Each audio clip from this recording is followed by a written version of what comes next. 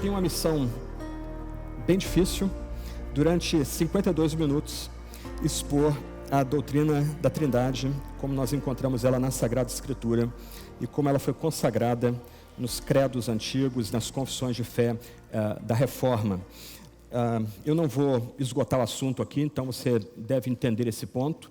O que eu gostaria é de abrir alguns caminhos para você pesquisar mais e você se inteirar aí do status do debate atual sobre a Trindade e, sobretudo, ao final da palestra, como a doutrina da Trindade é tão importante para a gente no campo da adoração, no campo da pregação, no campo da santificação e da vida comunitária também.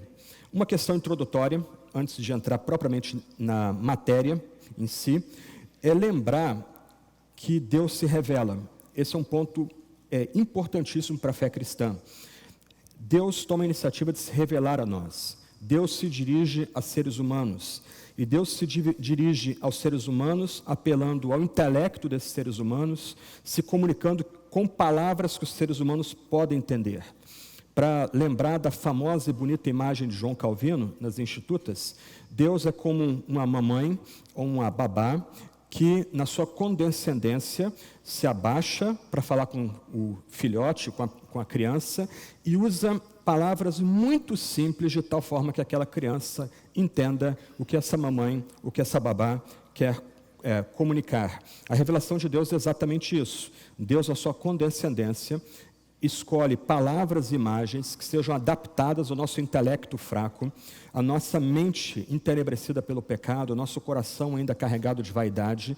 Então, o que você precisa entender é que toda a linguagem que a Bíblia consagra como a linguagem correta, apropriada para se falar de Deus, é baseado nessa condescendência divina. É Deus descendo a nós, usando palavras muito simples com o Pai, como Filho, como Espírito, para que a gente entenda um pouquinho de quem é Deus no seu mistério, na sua luz inacessível.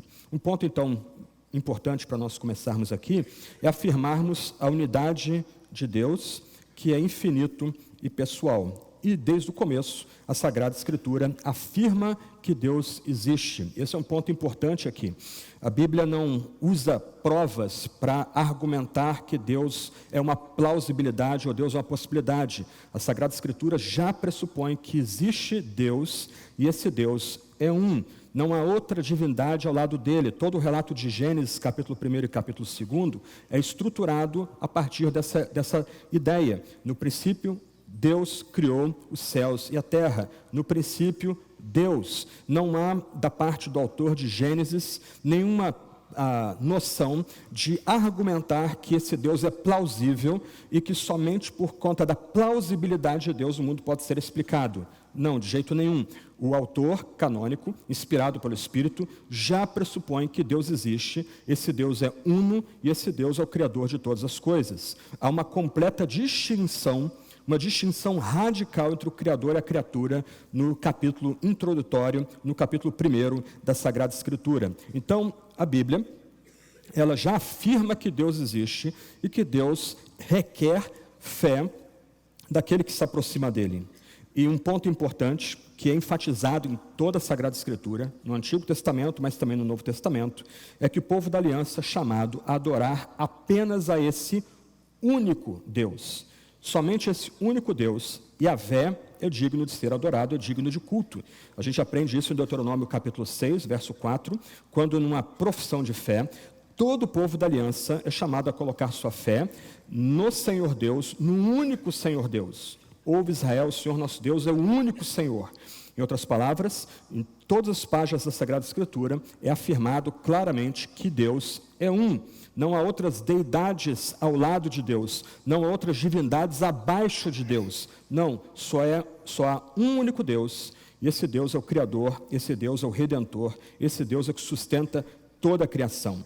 E por todo o Antigo Testamento, mas também no Novo Testamento, toda noção de idolatria, ou toda noção de que outras deidades podem ser acomodadas ao lado desse Deus, são combatidas e são rotuladas como infidelidade espiritual, ou, para usar a linguagem dos profetas, como um tipo de adultério espiritual por parte do povo de Deus, quando esse povo deixa de adorar o único Deus, o Senhor, e presta culto a outras deidades. Então, o testemunho da Escritura Sagrada é claro: Deus é um, esse Deus é o Criador de todas as coisas, e esse Deus é o sustentador, o Todo-Poderoso, o Redentor. Mas esse Deus também se revela como um Deus que é imanente e transcendente. Não se deixa ficar impressionado pelas palavras técnicas aqui. A ideia é que Deus é tanto pessoal como infinito. E esse é um ponto que a gente aprende também em Gênesis capítulo 1 e capítulo 2. Em Gênesis capítulo 1, Deus simplesmente dá uma ordem e tudo se faz. A gente não tem como ilustrar essa verdade aqui. Deus simplesmente comanda, pela sua palavra de poder, do nada algo se faz. Deus dá forma e preenche essa forma por meio da sua palavra de poder. Já em Gênesis capítulo 2, esse mesmo Deus, esse Deus único, esse Deus que é o Criador Todo-Poderoso, ele, por assim dizer, ele desce em direção à terra e com as suas mãos cria seres humanos. Ele sopra nesses seres humanos o espírito da vida. Ele dá a seres humanos sua imagem e semelhança. Então, o único Deus, nas páginas da Sagrada Escritura, esse único Deus que é o Criador, o Todo-Poderoso, esse Deus que não se confunde com a criação, esse Deus também é infinito, esse Deus é pessoal. De trás para frente, a ideia de infinitude de Deus, ou da transcendência de Deus, lembra que esse Deus único é maior do que toda a criação. Ele não se confunde com a criação.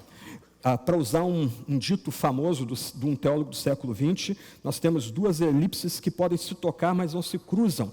Deus é Deus, Ele está no céu, nós somos criaturas, nós estamos na terra. Esse Deus que habita os céus, Ele é eterno, Ele é infinito. Nós somos passageiros, nós somos temporários, nós somos marcados pela finitude. Esse Deus único, esse Deus Criador e Todo-Poderoso, Ele é totalmente outro.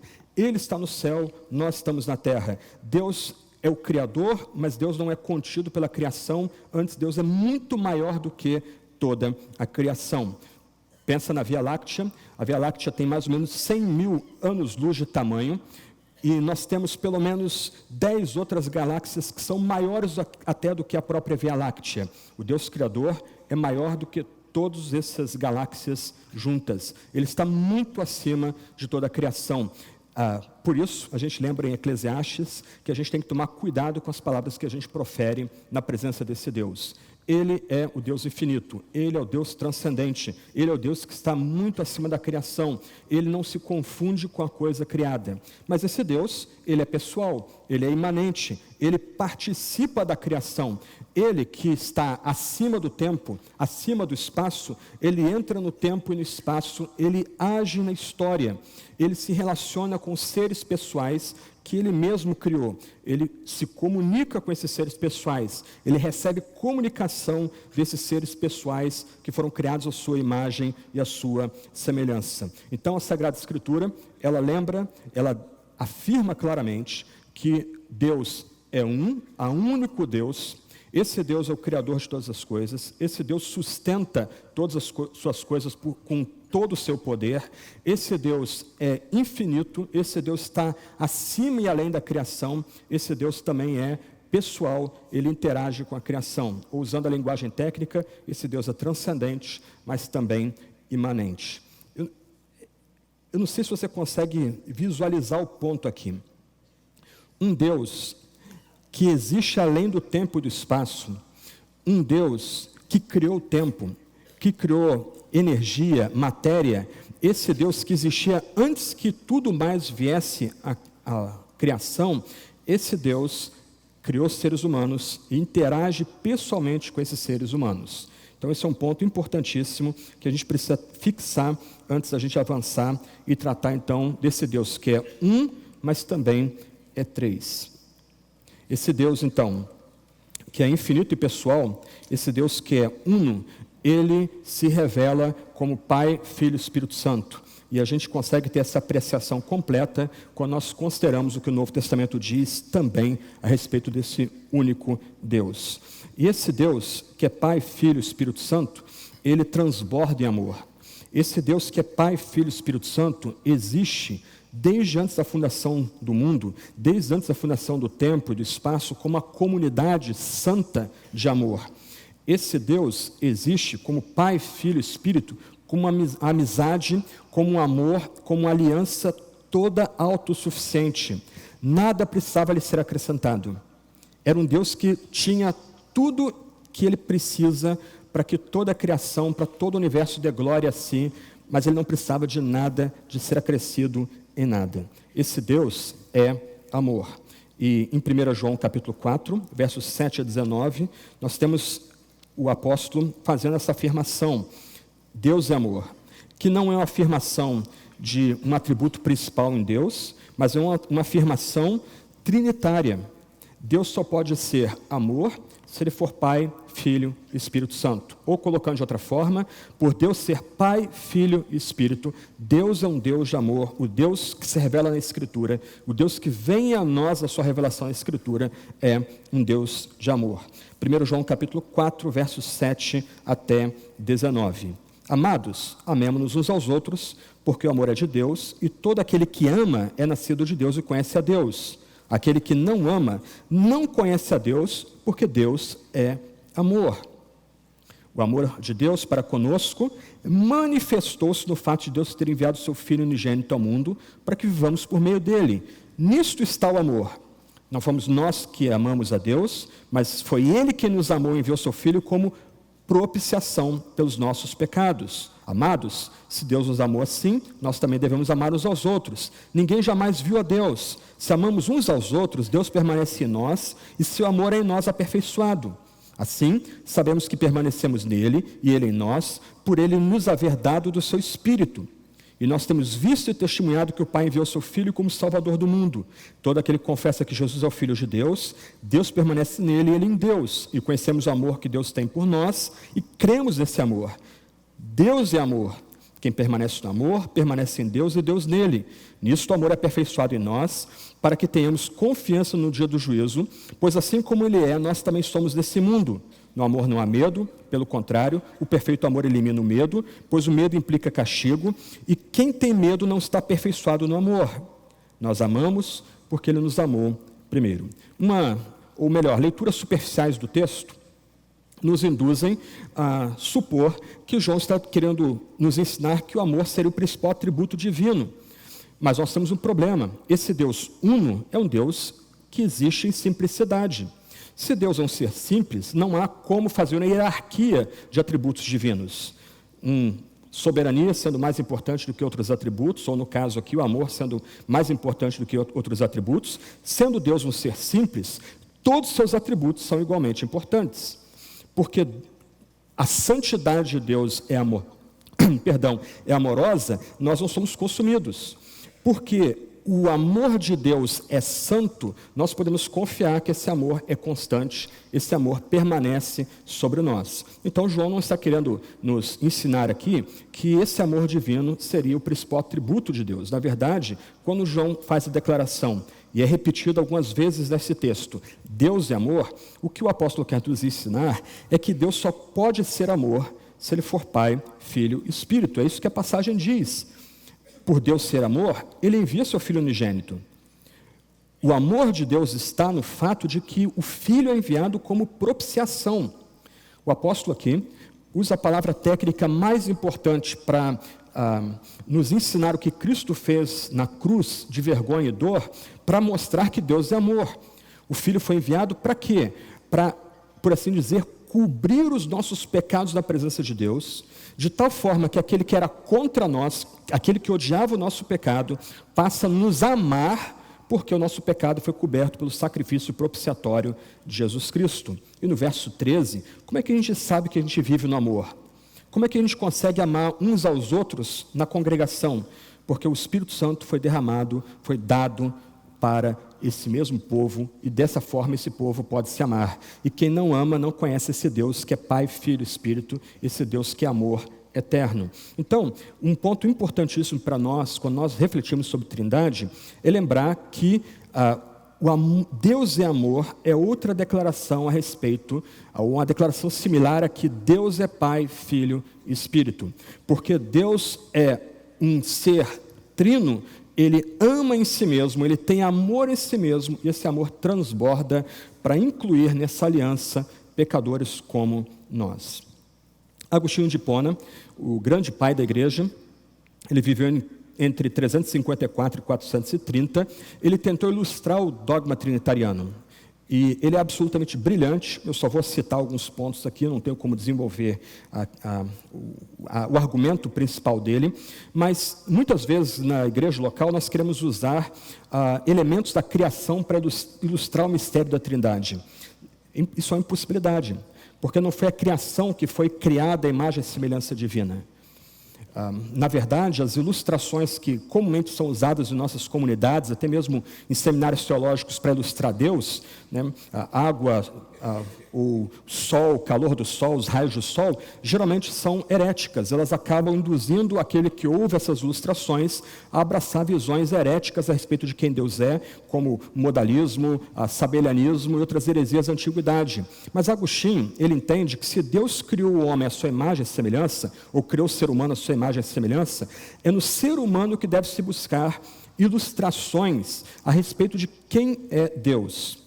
Então, presta atenção nas tríades que Agostinho, refletindo sobre Deus e sobre si mesmo, ele sugere que a gente pode usar para falar de Deus. O ser humano tem a mente, tem o conhecimento de si mesma, da mente, e o amor de si mesma. Uma primeira tríade. Uma outra tríade que Agostinho vai sugerir é memória, entendimento e vontade. Outra, a mente enquanto lembrando, conhecendo e amando. Mas uma tríade nos interessa aqui, já que a gente está falando de Deus como amor, e para ser amor, Deus precisa ser Pai, Filho e Espírito Santo. Agostinho ilustra a Trindade com a seguinte tríade: o amante, o objeto amado e o amor que une o amante ao objeto amado. Deus é amor. Ao afirmarmos que Deus é amor, automaticamente estamos confessando que Deus é Pai, Filho e Espírito Santo. Um monge medieval, Ricardo de São Vítor, que morreu em 1173, ele, seguindo as pesadas de Agostinho, ele tenta ilustrar essa noção de que Deus é amor, refletindo a respeito de quem nós somos. Ele entendeu que a pessoa é mais humana e mais próxima de Deus quando ela ama outras pessoas. E que a experiência do amor tem raízes no próprio ser divino, no Deus que é amor, no Deus que é Pai, Filho e Espírito Santo. Então ele criou um argumento, mais uma vez, como Agostinho, essas ilustrações não provam que Deus é trino, elas ilustram a verdade bíblica que Deus é um e Deus é três. Então ele criou uma série de argumentos que mostram que só podemos falar de Deus como amor se pressupormos que Deus é Pai, Filho e Espírito Santo, e nós só podemos experimentar esse amor divino se nós somos literalmente imersos nesse Deus que é Pai, Filho e Espírito Santo. Os argumentos deles são: primeiro ponto, não há nada mais perfeito do que o amor. E aqui o amor é definido em termos de ágape, aquele amor que se dá, aquele amor que está pronto a se sacrificar, aquele amor que está pronto a morrer pelo próximo. Então esse tipo de amor é o que há de mais perfeito na criação. Não há nada mais perfeito do que esse gênero de amor.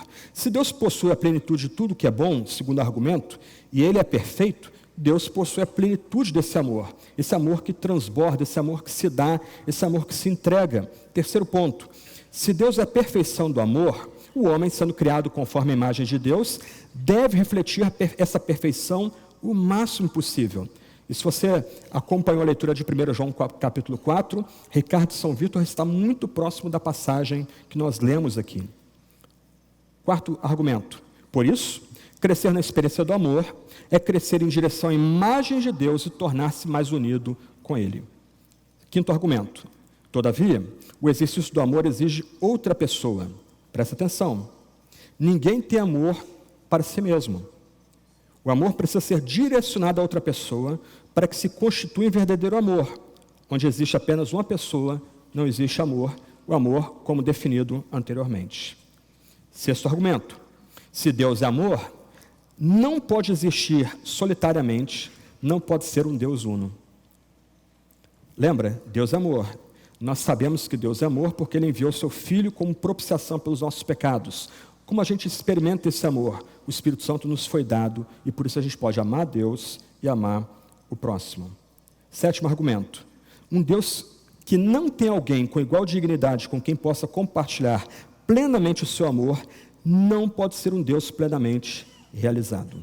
Eu vou voltar a esse ponto no final, mas o cristão, ele pode ter dificuldade em entender e explicar quem é Deus na sua revelação como Pai, Filho e Espírito Santo, mas ele não precisa se envergonhar de crer num Deus que é uno e múltiplo, que é um e três, que é o Pai, Filho, Espírito e uma essência divina. No final, é a doutrina da Trindade que nos ajuda a pregar o Evangelho, a doutrina da Trindade que nos ajuda a entender a realidade e assim em diante. Então, a gente não precisa se envergonhar, ainda que ela seja difícil de explicação, a gente não precisa se envergonhar desse ensino que é bíblico.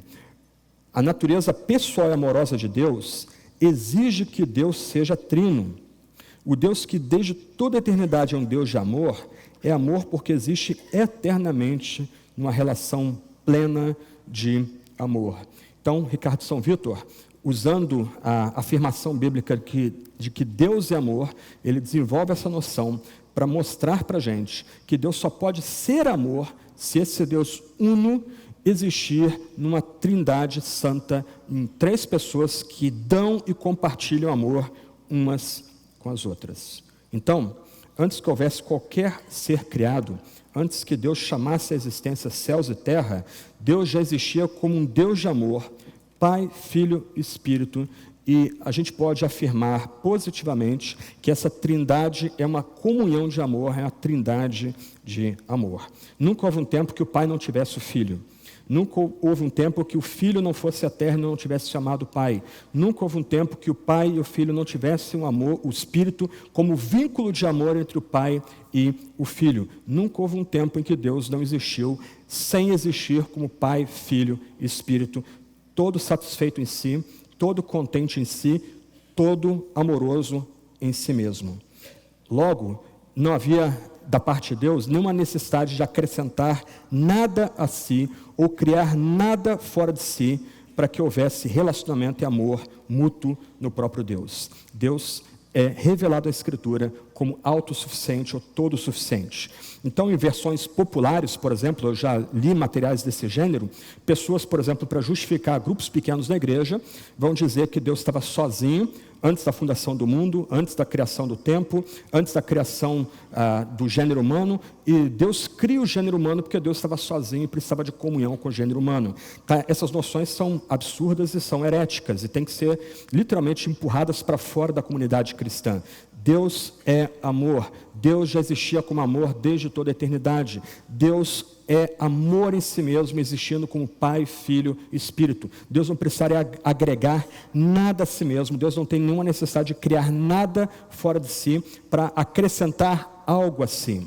Antes, corretamente entendido, a criação do gênero humano é um transbordamento do amor divino. E a salvação dos piores pecadores do gênero humano caído também é mais amor revelado pelo próprio Deus. E talvez Deus decrete permitir a queda para revelar para todo o universo, para toda a criação, a profundidade, o poder desse amor que há em si mesmo, ao ponto de que Deus envia o seu eterno Filho, Deus de Deus, luz de luz, para morrer pelos piores pecadores, para receber em cima de si mesmo, ou sobre si mesmo, todas as dores e todo o sofrimento que a criação passa. Então, Deus sempre foi, é e será amor, porque Deus existe em três pessoas, Pai, Filho e Espírito Santo, e essa declaração de que Deus é três, Pai, Filho e Espírito Santo, é uma declaração de que Deus é amor. Não é que Deus será amor, Deus já é amor. E o amor de Deus é um amor que transborda para incluir os piores pecadores nessa aliança de amor que há entre o Pai e o Filho e o Espírito Santo. Muito rapidamente, os pais da igreja, nos séculos após o fechamento do Novo Testamento, eles argumentaram a respeito da divindade de cada pessoa divina, Pai, Filho e Espírito. E o que os pais da igreja fizeram não foi criar um argumento, mas foi buscar na Sagrada Escritura a validação para a afirmação de que Deus o Pai deve ser adorado, Deus, o Filho é Deus junto com o Pai, o Espírito Santo é Deus junto com o Pai e com o Filho, e o Pai não é Deus sem o Filho e sem o Espírito. Eu não tenho tempo para desenvolver cada um desses pontos aqui, mas o que os pais da igreja fizeram foi sistematizar o ensino da Sagrada Escritura para mostrar, em primeiro lugar, que o Pai, o Filho e o Espírito lhes é atribuído os nomes divinos. Cada uma dessas pessoas recebe nomes divinos. Quando nós falamos do Espírito Santo, nós vamos ter em mente que, por exemplo, no livro de Isaías, é atribuído a Yahvé a santidade. Ele é o santo de Israel, é a força de Israel. Quando nós falamos do Filho de Deus como Senhor, Jesus como Senhor, nós lembramos que Yahvé é o Senhor Todo-Poderoso do Antigo Testamento, e expressões que eram atribuídas a Yahvé no Antigo Testamento são atribuídas ao Filho no Novo Testamento. Então, primeiro ponto, nessa Sagrada Escritura, cada pessoa da Trindade, Pai, Filho e Espírito Santo, recebe nomes divinos. O segundo argumento é que cada pessoa da Trindade, Pai, Filho e Espírito, recebe os atributos divinos. Então, no seu estado encarnado, Jesus permanecia livre como o Pai é livre.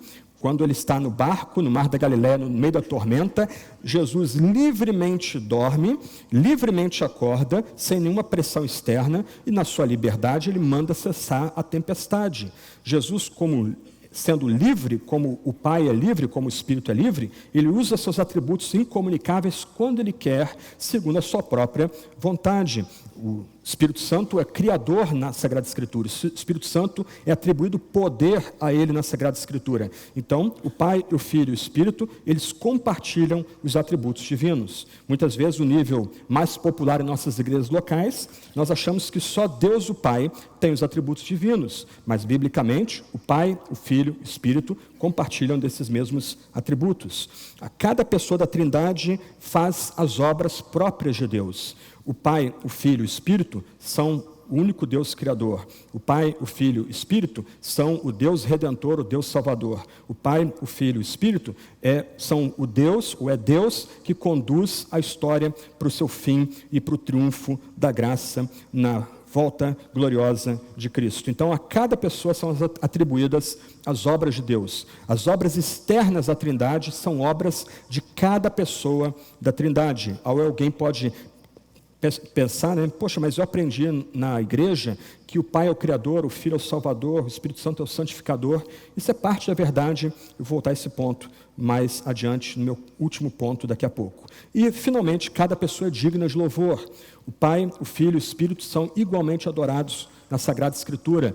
No final, irmãos e irmãs, quem é o Deus que nós adoramos? Quem é Yahvé, de fato? Yahvé, o único Deus, se revela como Pai, Filho e Espírito. Quem é o Deus que nós adoramos? O Pai, o Filho e o Espírito. Qual é o nome do nosso Deus? Pai, Filho e Espírito. Esse é o Deus que nós prestamos louvor, esse é o Deus que nós prestamos culto, de acordo com a Sagrada Escritura. Então, desde a época dos pais da igreja, os primeiros 4 ou 5 séculos aí, após o período do Novo Testamento, convencionou-se usar esses 4 argumentos para mostrar que, biblicamente, o único Deus se revela como Pai, Filho e Espírito. Quarto e último ponto, caminhando já para o final. Nós temos aqui mais uma questão, talvez uma questão mais difícil para a gente aqui. Nós precisamos, ao meditar em Deus e quem Ele é na sua glória inacessível, na sua beleza, no seu amor como revelado no Pai, no Filho e no Espírito, fazer a distinção entre aquilo que os teólogos falam de trindade emanente e trindade econômica. Num aspecto, existe um único Deus. Esse único Deus se revela a nós como a trindade, Pai, Filho e Espírito. 3 pessoas iguais e eternas. Mas, quando nós consideramos a trindade emanente, a gente tem que afirmar que essas 3 pessoas existem em igualdade e comunhão eterna. A trindade imanente é quando nós usamos essa expressão para falar de Deus em seu íntimo, Deus em si mesmo, Deus vivendo na eternidade, fora do tempo. Quando nós consideramos Deus em si mesmo, para usar a imagem de C.S. Lewis, Deus na sua dança da trindade, onde cada pessoa está contida na outra, cada pessoa tem um relacionamento de amor profundo uma com a outra, nós precisamos afirmar que nesse aspecto da deidade não há nenhuma subordinação ou inferioridade entre essas divinas pessoas. Na Trindade em si mesmo, Deus em si mesmo, é um Deus de plena igualdade. Pai, Filho, Espírito, por assim dizer, dançando em si, um ser se relacionando com o outro com igual profundidade, igual dedicação de amor, com plena igualdade na Trindade. Qualquer noção de subordinação na Trindade vai nos levar a um rompimento do próprio dogma. Qualquer noção de que há uma inferioridade intrínseca, por exemplo, entre o Pai e o Filho, ou entre o Espírito para o Pai e pelo Filho, vai nos levar a uma ruptura dentro do dogma trinitariano.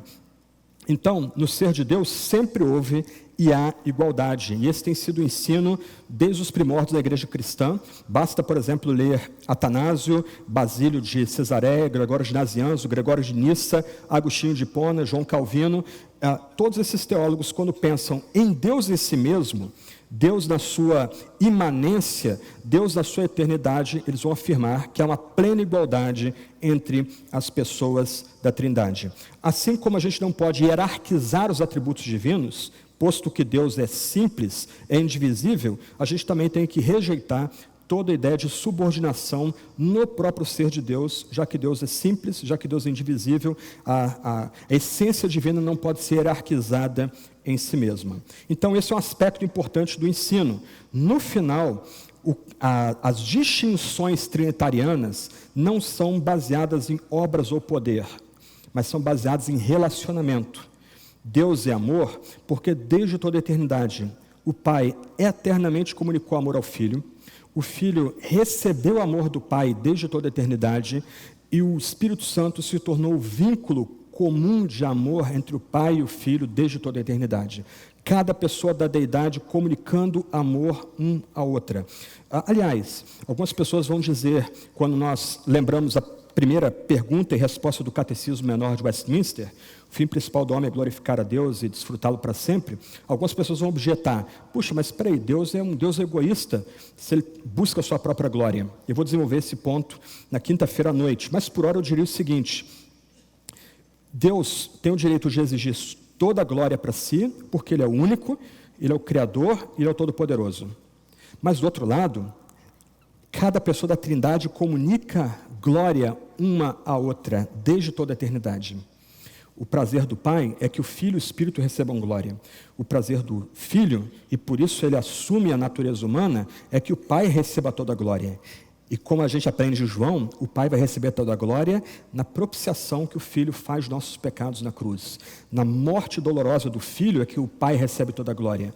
O Espírito é derramado conjuntamente pelo Pai e pelo Espírito para que o Filho, ou melhor, o Pai e o Filho enviam o Espírito para que o Pai e o Filho conjuntamente recebam glória. O prazer último do Espírito é dar glória ao Pai e o Filho. J. Packer, no seu famoso livro Na Dinâmica do Espírito, ele vai usar a imagem do holofote. Isto é, o papel do Espírito Santo é que o Filho e o Pai sejam glorificados. E a gente pode aprender isso em João capítulo 14, João capítulo 17, João capítulo 16. Essa dinâmica interna revelada para nós, mas uma dinâmica interna presente da Trindade emanente em Deus na sua eternidade. Os próprios credos antigos, as próprias confissões antigas demonstraram para a gente, eu vou ler uma delas daqui a pouco, que na eternidade há plena igualdade entre o Pai, o Filho e o Espírito. Do outro lado, quando nós pensamos na ação de Deus na história, nós falamos na trindade econômica, na ação de Deus, na autorrevelação de Deus na história da redenção, como dada na Sagrada Escritura. Deus agindo em vista de nos atrair para si mesmo, nos fazer participar nessa comunhão trinitariana, Ele se revela cumprindo, por assim dizer, papéis distintos na história da redenção. Então, por exemplo, quando a gente começa a considerar a ação do Filho e do Espírito na nossa história, na história redentora ou redentiva, nós começamos a ver que, em alguma medida, cada pessoa da deidade assume alguns papéis diferentes. Por exemplo, não é o Pai, mas é o Filho que se encarna, que assume a nossa natureza humana, que morre, ressuscita e ascende aos céus, e onde Ele está agora à direita de Deus, o Pai. o Filho não se confunde com o Pai na encarnação. Então é curioso, espantoso algumas vezes, né, ouvir pessoas agradecendo porque o Pai morreu na cruz. Isso é uma heresia antiga chamada patripassionismo, e foi rejeitada pela igreja há muito tempo atrás, mais de 1.600 anos atrás. Na ação de Deus na história, naquilo que os teólogos convencionaram chamar de trindade imanente, as pessoas divinas, elas assumem papéis temporários. Quanto ao Filho, por exemplo, nós podemos aprender disso em João capítulo 10, versos 17 e 18, Efésios capítulo 1, versos 3 a 14, Filipenses capítulo 2, 5 a 11, um texto que a gente até costuma cantar em nossos cultos, em que nós lembramos que o Filho, tendo a imagem exata do Pai, não se agarrou, não se aferrou essa imagem que ele tinha da glória do Pai, mas ele assumiu a natureza de escravo, a imagem mais vulgar do primeiro século, e assumindo a natureza de escravo, Cristo morreu na cruz e depois foi ressuscitado para receber glória, fazer convergir em si mesmo o louvor de toda a criação, para que no fim, o Deus Pai receba toda a glória. Não é o Pai que é derramado sobre nós no Pentecoste, não é o Filho que é derramado sobre nós no Pentecoste, é o Espírito Santo que é derramado sobre os judeus da dispersão, em Atos 2, e depois sobre os apóstolos em Atos 4, e mais adiante sobre os samaritanos em Atos 8, e sobre gentios piedosos, prosélitos em Atos 10, e mais adiante sobre gregos em Atos 19. Então, quando nós consideramos a revelação de Deus na história, naquilo que é chamado de trindade econômica, nós percebemos que cada pessoa da deidade, ela cumpre certos papéis na história da redenção, ainda que isso não implique mudança em Deus, nem algum tipo de subordinação quando Deus considerado em si mesmo. Por exemplo, o prazer último do Filho é fazer a vontade do Pai. Só que, em última instância, não há duas vontades em Deus, não há três vontades em Deus, mas há uma única vontade em Deus. Então, o Filho ama o seu Pai de tal forma que ele está pronto a se antecipar àquela única vontade que há entre o Pai e o Filho, que é se entregar por pecadores e morrer por pecadores, e como resultado da recepção dessa morte, do entendimento que essa morte é propiciatória, ser levantado entre os mortos pelo Pai e pelo Espírito. Mas aqui é um ponto curioso, algumas vezes em João é dito que o Filho vai tomar a sua vida de volta, ele mesmo vai voltar à vida. Então, quando considerados juntos, o Pai e o Espírito ressuscitam o Filho, mas o Filho volta à vida, porque ele também quer voltar à vida, porque ele é Deus junto com o Pai e junto com o Espírito. Então, ainda que as três pessoas recebam igual louvor, as três realizam obras diferentes na história da redenção, para nos inserir nessa comunhão de amor trinitário. Eu mencionei há pouco que não há mudança em Deus, na sua ação na história. Isso é importante. Algumas pessoas podem sugerir que o Filho aprendeu o sofrimento. Isso foi algo acrescentado à deidade na encarnação. Mas João em Apocalipse vai lembrar para a gente que digno é o Cordeiro que foi morto antes da fundação do mundo. Então, em alguma medida, dor e sofrimento já eram algo que era, por assim dizer, conhecido por Deus antes que céus e terra e o gênero humano fossem criados. Então, os credos antigos, o credo de Nicéia, o credo de Atanásio, eles vão afirmar que Deus é uma única essência e que se revela em três pessoas. E essa é a linguagem ortodoxa que a igreja tem empregado desde os seus primórdios. Há uma única essência em Deus. Yahvé é um, mas esse Deus que é Yahvé, o grande eu sou, se revela como Pai, como Filho, como Espírito. Se isso soa escandaloso para você, lembrem em Isaías, quem se apresenta para Isaías, se revela a Isaías, é o grande eu sou, é Yahvé. No Evangelho de João, o apóstolo, autorizado e inspirado pelo Espírito, vai dizer que Jesus é que foi visto por Isaías. A revelação de Yahvé para Isaías é a revelação do próprio Cristo.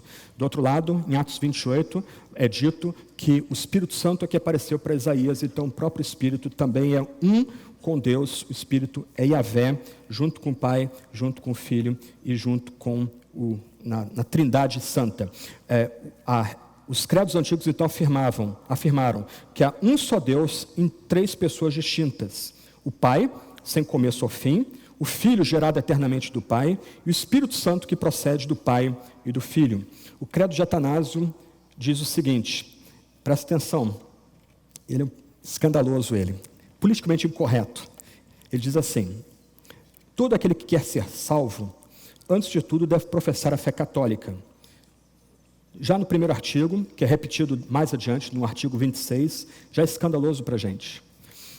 Primeiro, professar a fé católica. Aqui, a ideia de fé comum, professar a mesma fé que era professada em todo o mundo antigo, seja no Oriente e no Ocidente. A fé que era professada por todas as gentes que abraçaram a mensagem da salvação dada na Sagrada Escritura. Não era a fé de um grupo herético, de um grupelho, mas a fé professada em toda a cristandade. Todo aquele que quer ser salvo deve professar essa fé. Como nós podemos ansiar salvação se nós estamos colocando fé numa paródia do Deus que se revela na Sagrada Escritura? E presta atenção, se na sua igreja, nossas igrejas, nós estamos prestando culto a um Deus que é menor do que o revelado da Sagrada Escritura, nós estamos prestando culto a uma criação, uma fabricação nossa, uma caricatura de Deus. Logo, nosso culto é idolátrico e não é aceito por Deus. Todo aquele que quer ser salvo, antes de tudo, deve professar a fé católica. Quem quer que não a conserve íntegra e inviolada, sem dúvida perecerá eternamente. E a fé católica consiste em venerar um só Deus da Trindade, e a Trindade da unidade, sem confundir as pessoas e sem dividir a substância. Pois uma é a pessoa do Pai, outra do Filho, outra do Espírito Santo, mas uma só é a divindade do Pai, do Filho e do Espírito Santo, igual à glória, coeterna majestade. Qual o Pai, tal o Filho, tal também o Espírito Santo. Incriado é o Pai, incriado o Filho, incriado o Espírito Santo. Imenso é o Pai, imenso o Filho, imenso o Espírito Santo. Eterno o Pai, eterno o Filho, eterno o Espírito Santo. Contudo, não são 3 eternos, mas um único eterno, como não há 3 incriados, nem 3 imensos, porém um só incriado e um só imenso. Da mesma forma, o Pai é onipotente, o Filho é onipotente, o Espírito é onipotente, contudo, não há 3 onipotentes, mas um só onipotente. Assim, o Pai é Deus, o Filho é Deus, o Espírito Santo é Deus, e todavia não há 3 deuses, porém um único Deus. Como o Pai é Senhor, assim o Filho é Senhor, o Espírito Santo é Senhor. Entretanto, não são 3 senhores, porém um só Senhor. Porque, assim como pela verdade cristã somos obrigados a confessar que cada pessoa tomada em separado é Deus e Senhor, assim também estamos proibidos pela religião católica de dizer que são 3 deuses ou 3 senhores. O Pai, por ninguém foi feito, nem criado, nem gerado.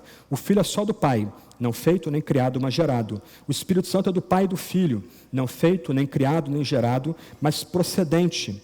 Há, portanto, um único Pai, não 3 pais. Um único Filho, não 3 filhos. Um único Espírito Santo, não 3 Espíritos Santos. E nessa trindade, ponto 24, e nessa trindade, nada é anterior ou posterior, nada maior ou menor. Porém, todas as 3 pessoas são coeternas e iguais entre si, de modo que em tudo, conforme já ficou dito acima, deve ser venerada a trindade na unidade e a unidade na trindade. Portanto, quem quer salvar-se deve pensar assim a respeito da trindade. Essas várias proposições do credo de Atanásio podem ser resumidas em 6 proposições principais. 3 ligadas à unidade de Deus e 3 ligadas à diversidade que há em Deus. De um lado, o Pai é o Deus único, o Filho é o Deus único, o Espírito Santo é o Deus único. De outro lado, o Pai não é o Filho não é o Espírito Santo, o Espírito Santo não é o Pai. E a igreja tem ensinado dessa forma desde seus primórdios e usado, inclusive, elementos visuais para tentar comunicar o dogma trinitariano. No nosso furor antitradição, nós perdemos muito com isso.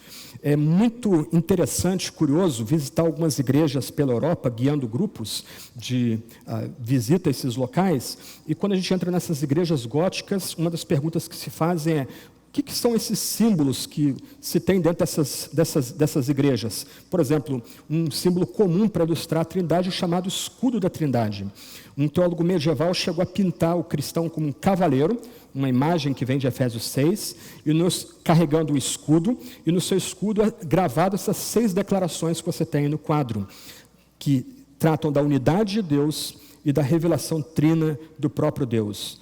Você tem também o trifólio, né, famosa história de Patrício evangelizando os celtas, que para mostrar, ou para provar ou argumentar a respeito da veracidade de Deus, ele encontra um trevo de 3 folhas e mostra para os celtas, e aí os celtas abraçam a fé cristã. Mas você vai encontrar nessas igrejas esse desenho aí do trifólio, como é chamado, né, o trevo de 3 folhas. Por exemplo, outro desenho famoso são os 3 círculos, ou 3 alianças entrelaçadas. Elas não têm nem começo nem fim, o que ilustram para quem vê esses sinais, não só a revelação tripessoal de Deus, mas também a ênfase na eternidade de Deus. Então, a gente pode recorrer a esses símbolos antigos para tentar ilustrar, não provar, porque nós estamos tratando de uma matéria de fé aqui, que nós recebemos por divina revelação, mas para tentar ilustrar um pouco desse mistério tremendo. Algumas questões para nós encerrarmos aqui, mais práticas. Primeira questão importante para nós aqui, que eu já mencionei. Quem é o Deus que nós adoramos? Qual o nome de nosso Deus? Quem é Yahvé? Nosso Deus é Pai, Filho e Espírito. Nós nos reunimos domingo após domingo para adorar esse Deus que é uno e trino. Nós nos reunimos para prestar louvor a esse Deus que é amor desde toda a eternidade. E que por pura graça nos atrai, nos propicia e nos inclui nessa aliança de amor. É um amor que transborda, um amor não só que é autossuficiente, mas que transborda para incluir não só pecadores, mas os piores pecadores nessa aliança de amor. Irmãos e irmãs, meditar em Deus nos dá uma nova motivação para o culto cristão. Nós não devemos cultuar a Deus formalmente, né? Culto formal. Nós estamos entrando junto com outros irmãos e irmãs, numa assembleia, para cultuar esse Deus vivo, esse Deus que sempre existiu com uma comunhão, e esse Deus que nos inclui agora numa nova comunhão. Assim como nós temos comunhão com esse Deus tripessoal, a gente não consegue viver sem comunhão com outros irmãos e irmãs. Daí toda a noção de a vida cristã como uma peregrinação solitária deve ser descartada. Pessoas leem muito mal o peregrino porque não leem a continuação do peregrino. Quando a sua esposa cristiana, junto com seus filhos, vão juntos, pisando os mesmos caminhos onde o peregrino, o cristão, traça no primeiro volume daquela obra. Nós adoramos esse Deus que é unitrino. Nós adoramos esse Deus que é satisfeito em si mesmo. Eu quero argumentar quinta-feira, o nosso louvor não acrescenta nada a Deus. Deus tem toda a glória em si mesmo, Ele já é satisfeito com a glória que Ele tem em si mesmo. Cada pessoa dando glória a outra desde a eternidade. Mas do outro lado, quanto mais nós glorificamos esse Deus, quanto mais nós somos banhados nesse amor divino, e quanto mais nós manifestamos esse amor divino para aqueles que estão ao nosso redor, mais louvor e glória nós damos para esse Deus. No fim, só é crente quem consegue orar e cantar. Glória ao Pai, ao Filho e ao Espírito Santo, assim como era no princípio, agora e sempre, pelos séculos dos séculos. Esse é um argumento de Basílio de Cesareia. Aquele que não é cristão não consegue proferir esse pequeno cântico. Esse pequeno cântico lembra que houve uma época que o que nós cantávamos era o que nós confessávamos. Glória ao Pai, ao Filho e ao Espírito, assim como era no princípio, agora e sempre, pelos séculos dos séculos. Uma segunda aplicação: nós somos chamados a celebrar e, sobretudo, proclamar que nós somos salvos pela graça do começo ao fim. Irmãos e irmãs, nós estamos falando de um Deus que é autossuficiente. Ele não nos cria porque estava solitário. Ele nos cria como transbordar do amor que há em si mesmo. E Deus seria completamente justo e santo em nos banir todos ao inferno, porque é o que nós merecemos. Nós distorcemos a revelação clara que Deus fez de si mesmo na criação. Nós sufocamos essa verdade. Nós preferimos adorar a criatura e não o Criador. Nós preferimos adorar homens, aves, quadrúpedes e répteis, em vez de adorar o Deus vivo, esse Deus tripessoal. Mas esse Deus, por pura graça, envia o seu Filho dele como propiciação dos pecados dos piores pecadores. E esse Deus não só propicia o pecado dos piores pecadores que o recebem pela fé, mas esse Deus derrama do seu Espírito para que esses pecadores sejam incluídos nessa aliança de amor e demonstre amor por outros. Isso é graça. Como a gente pode dizer que a gente coopera com a salvação? Como a gente pode dizer que Deus faz uma parte e a gente faz a outra? Toda a salvação é graça, do começo ao fim. Por isso, na linguagem de Efésios capítulo 1, versos 3 a 14, o apóstolo inspirado vai dizer que toda a nossa salvação é parte de um acordo dentro da deidade. O Pai e o Filho entram no acordo para eleger os piores pecadores antes da fundação do mundo. O Pai determina quais serão esses pecadores eleitos. O Filho atrai em si mesmo esses pecadores. O Filho vai atrair todo o cosmos, fazer todo o cosmos convergir em louvor a si mesmo. O Espírito Santo é derramado e ele sela esses pecadores que foram eleitos e unidos a Cristo no tempo. Salvação é pela graça, e a gente tem que proclamar que a salvação é pela graça. Como eu disse há pouco, a Trindade é uma doutrina difícil. A Trindade é, por assim dizer, um mistério. Eu talvez faria melhor em subir aqui com os pés descalços, porque a gente está entrando num campo santo. A nossa mente é pequena para tentar entender a Trindade, nossa linguagem é pobre, medíocre para entender a Trindade. Mas quando você vai, por exemplo, travar contato com noções religiosas, como o Islã, que crê no Deus monopessoal, a gente não precisa ficar envergonhado do dogma trinitariano. Antes, a gente pergunta, como você, que entende que Deus é uma mônada, um ser unopessoal, como você consegue colocar juntos amor e justiça, graça e santidade? Ele não tem como. A divindade que ele presta culto ou vai ser só amor, ou vai ser só justiça, ou vai ser só graça, ou vai ser só santidade. Mas no Deus Trino, esses atributos estão juntos. No Deus Trino, o amor e a justiça se beijam, para lembrar o Salmo. Nossos pecados ofenderam a majestade divina. Nossos pecados suscitam ira num Deus que é absolutamente santo e reto e puro. Só que Deus decidiu propiciar os piores pecadores. E como Deus é amor, Ele envia Jesus Cristo, o eterno Filho de Deus, amor de amor, Deus de Deus, luz de luz, para cobrir pecados desses piores pecadores, de tal forma que aquele que antes estava irado com esses, agora é amor por esses. E o Espírito Santo é derramado sobre esses que foram propiciados, para que eles sejam incluídos nessa aliança de amor, nessa união de um amor eterno entre Pai, Filho e Espírito Santo. Esse é o evangelho que a gente proclama. Esse é o evangelho que a gente anuncia. A Trindade, então, não é uma doutrina defensiva, não é uma doutrina que a gente canta, mas não faz muito sentido para a gente. Nós só conseguimos anunciar o evangelho de fato se nós tivermos uma noção razoavelmente robusta de quem Deus é na sua glória eterna, como Pai, Filho e Espírito. Terceira aplicação, vou desenvolver quinta-feira. Nós somos chamados então para viver para a glória desse Deus Trino, em tudo que a gente faz na nossa vida, mas a última aplicação é importante aqui. Se Deus é uma comunhão na eternidade, e nós somos propiciados por esse Deus, e o Espírito Santo nos é dado para que a gente ame esse Deus e ame outros, nós somos chamados para viver em comunidade. E a forma de nós honrarmos esse Deus, que é uma comunidade eterna, é nós vivemos como comunidade. Por isso que não tem como se defender uma noção solitária de vida cristã no Novo Testamento, também no Antigo Testamento. Se nós queremos amar a Deus, se nós de fato dizemos que amamos a Deus, como lemos em 1 João, nós precisamos amar uns aos outros, vivendo em comunidade. Mas a minha igreja é cheia de hipócritas, cheia de gente falsa, o meu pastor é fraco, etc. Ok, bem-vindo ao time. Como dizia um ditado medieval, é melhor estar dentro da Arca de Noé, com todo o seu mau cheiro, do que fora dela. Você lembra o que aconteceu com quem estava fora da Arca de Noé? Se Deus é trino, se o único Deus que existe é trino, Pai, Filho e Espírito Santo, e Ele vive numa comunhão de amor, e essa comunhão de amor transborda, meus irmãos e irmãs, nós somos chamados a viver em comunhão. Deus nos dá dons, para quê? Para servirmos uns aos outros.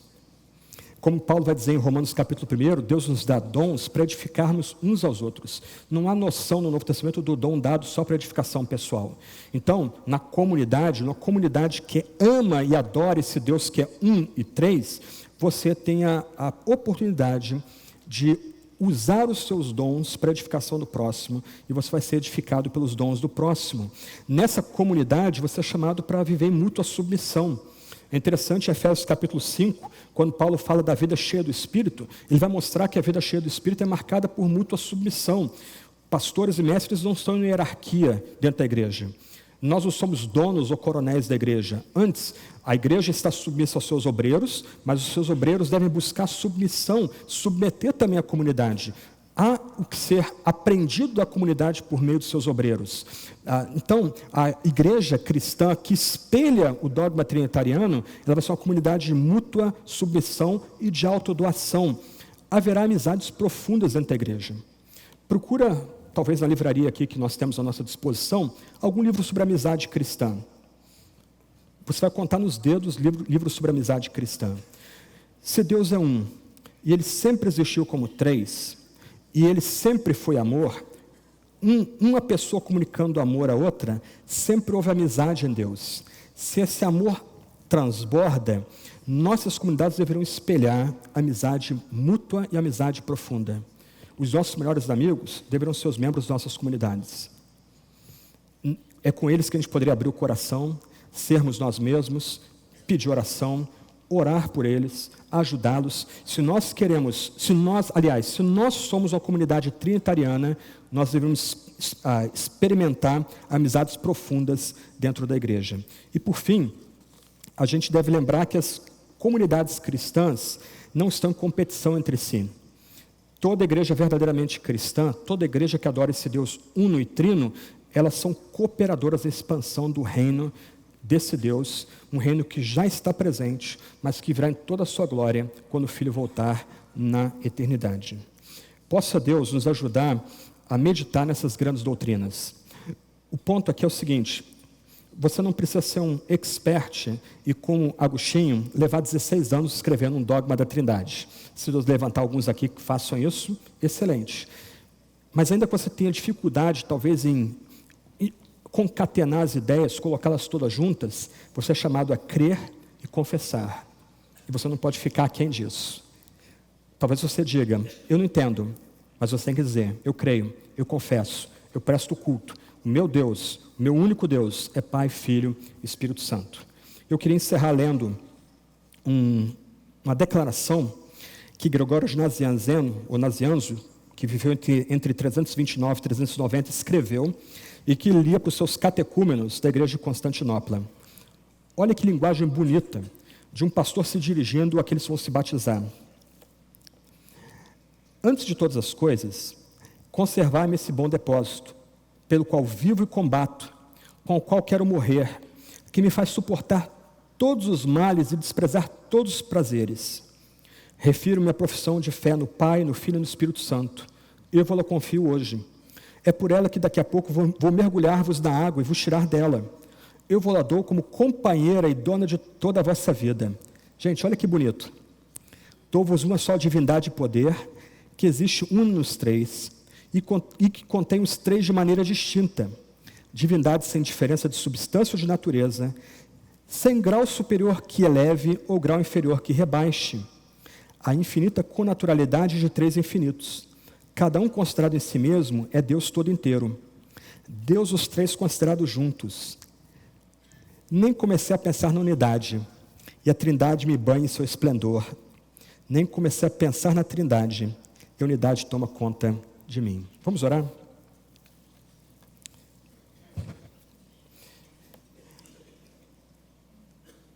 Senhor Deus, único Deus, nós te adoramos. O Senhor não nos deixou perdidos nesse mundo, mas o Senhor veio a nós e se revelou a nós na Sagrada Escritura. Não na criação, não na história, não em nosso eu, mas de forma clara, evidente, aberta a todos, o Senhor nos deu revelação de si mesmo na Sagrada Escritura. E nós nos humilhamos diante de Ti, ó Deus, porque o Senhor se revela a nós como Pai, Filho e Espírito. Ó Deus, como essa verdade é importante para a gente, mas nós reconhecemos como ela é difícil para a gente entender. A nossa mente ainda está maculada pelo pecado, entenebrecida pelas nossas transgressões. O nosso coração continua pesado também pelo pecado. Deus, ó Deus, uno e trino, Ó Deus, Pai, Filho, Espírito, banha-nos com tua graça, derrama teu amor sobre nós, para que mesmo que a gente tenha dificuldade de explicar a tua revelação, mesmo que a gente tenha dificuldade de entender a tua revelação, a gente experimente todo o amor que vem de ti desde antes da eternidade. Deus, tu és amor. Tu provaste esse amor enviando o teu único Filho, o teu eterno Filho, para ser a propiciação de nossos pecados. Tu nos atraíste a ti mesmo pela fé.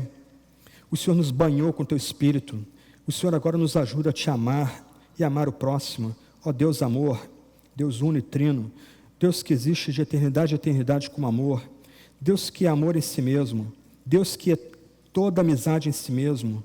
Nós te louvamos, nós te bendizemos, porque por pura graça e misericórdia tu nos incluíste nessa santa comunhão. Ajuda-nos a crescer no amor, na graça, na bondade. Deus, que nossas comunidades espelhem a glória, a beleza e o amor que há em ti mesmo. Deus, que a gente, por meio desse amor santo que há entre nós, a gente possa provar a veracidade que tu és um e tu és três. Glória ao Pai, glória ao Filho, glória ao Espírito. O Pai é eterno, o Filho é eterno, o Espírito é eterno, um único Deus que é eterno. O Pai é todo poder, o Filho é todo poder, o Espírito é todo poder, um único Deus de todo poder.